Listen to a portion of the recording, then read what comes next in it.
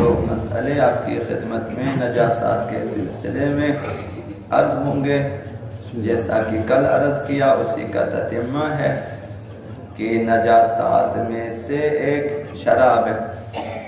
جس طرح انسان کا اور خون جہندہ رکھنے والے حرام گوشت، جانوروں کا چھوٹا بڑا پیشاب نجس ہے، اور جس طرح مردار نجس ہے اسی طرح شراب بھی نجس ہے، شاید ان سے بھی بدتر نجس ہے۔ تو شراب کے سلسلے میں سخت احادیث اور روایات ائمہ اہل بیت نے بیان کیے ہیں۔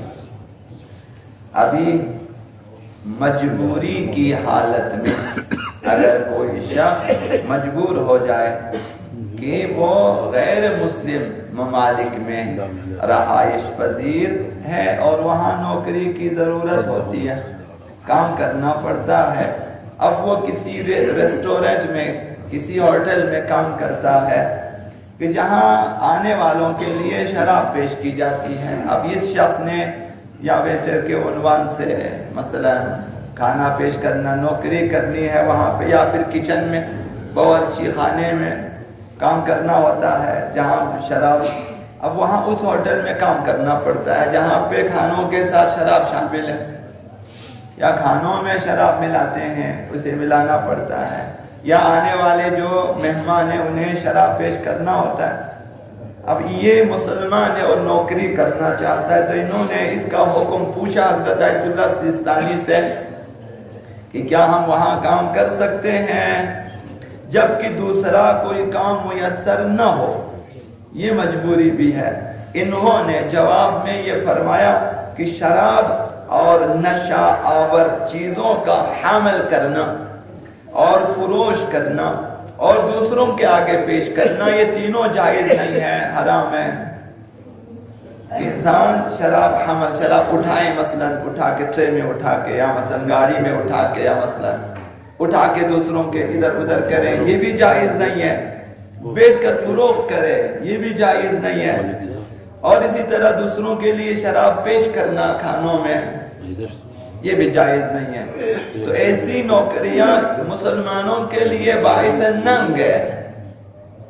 کسی بھی غیرت مند مسلمان کو چاہے کہ شراب کے سلسلے میں شراب سے متعلق کوئی نوکری نہ کرے۔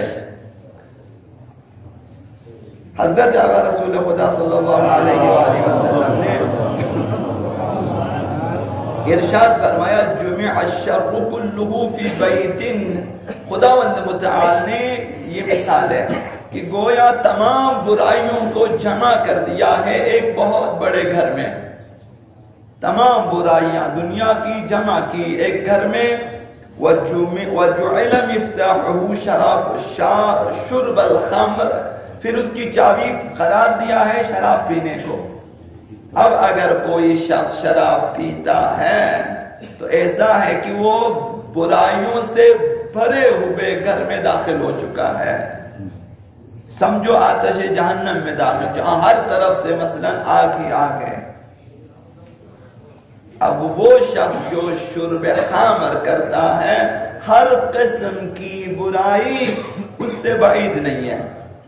کوئی بھی برائی آپ تصور کریں ایک شراب خار سے وہ ممکن ہے کہ سرزد ہو جائے، چونکہ اس کی عقل ٹھکانے نہیں آتی، اس کی عقل ٹھکانے نہیں ہے، وہ آپے سے باہر ہے۔ جب آپے سے باہر ہے ہر قسم کی برائیاں اسے سرزد ہو جاتی ہے۔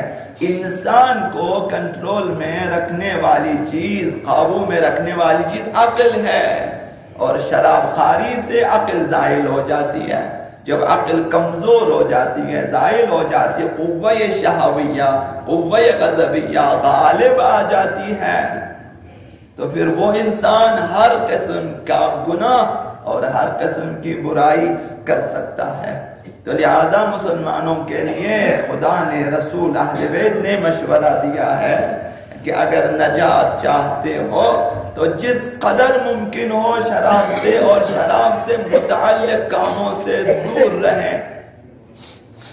دوسری حدیث میں حضرت آقا رسول خدا صلی اللہ علیہ وآلہ وسلم نے ارشاد فرمایا ملعون ملعون من جلس طائعا على مائدۃ یشرب علیہ الخمر. 2 بار فرمایا ملعون ہے.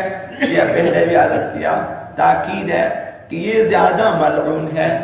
جب 2 دفعہ دوہرا لیتے ہیں ملعون ملعون یعنی ڈبل ملعون ہے، یعنی اس پر لعنت ڈبل ہے. جو شخص اپنی مرضی سے ایسے دسترخوان پر بیٹھ جائے جہاں شراب پی جاتی ہو، یہ بھی شرعاً حرام ہے، فعل حرام گناہ. کسی آپ خود پیے یا نہ پیے، دسترخوان پہ شراب ہے، اس دسترخوان پر بیٹھنا حرام ہے. اب وہ ٹیبل کی صورت میں ہے یا مثلا زمین پر دسترخوان کی صورت میں یا ٹرے میں، جہاں بھی ہے، جس جگہ شراب پی جاتی ہے وہاں بیٹھنا حرام ہے. اس محفل میں بیٹھنا اور اس جگہ بیٹھنا انسان کے لیے حرام ہے. تو یہ اس لیے ہے کہ جہاں تک ممکن حتیٰ اس دسترخوان سے بھی دور رہیں جہاں پہ شراب پی، تاکہ انسان اصلا شراب کی طرف دیکھے بھی نہیں، دور رہے، چونکہ بہت جلد انسان اس میں گرفتار ہو سکتا ہے. مگر ان کے انسان خداوند متعال کی پناہ حاصل کرے. شطرنج کیا چیز ہے؟ شطرنج کی طرف دیکھنا بھی حرام قرار دیا ہے. مثلا حضرت آیت اللہ سیستانی شطرنج کو کلن حرام سمجھتے ہیں کہ آپ تفریح کے لیے بھی کھیلیں مثلا حرام ہے، اور وہاں دیکھنا بھی کہ دوسرے لوگ کھیلیں اور ہم دیکھیں یہ بھی حرام ہے. دیکھیں پھر شوق پیدا ہو جائے گا، پھر سیکھیں گے، آپ ذہن میں آپ بٹھا لیں گے کہ یہ لوگ کیسے کھیلتے ہیں. تو اسی طرح سے شراب بھی ہے. یہ برائیاں متعدی بیماریوں کی طرح ہے، موذی بیماریوں کی طرح ہے. یہ بعض گناہ متعدی بیماریوں کی طرح ہے کہ ایک دوسرے کو لگتی جاتی ہیں، یہ جراثیم کی طرح ہے. تو ان میں سے بعض یہ شطرنج اور یہ شراب خواری یہ وغیرہ ہے. تو جہاں تک ہو سکے ایسے ہوٹلوں سے دور رہیں، ایسے دسترخوانوں سے دور، ایسے دوستوں سے دور رہیں جو لوگ شراب کے نزدیک بیٹھے ہوتے ہیں، تاکہ ہم خدا نخواستہ کہیں جو ہیں ایسے ان میں گرفتار نہ ہو جائیں.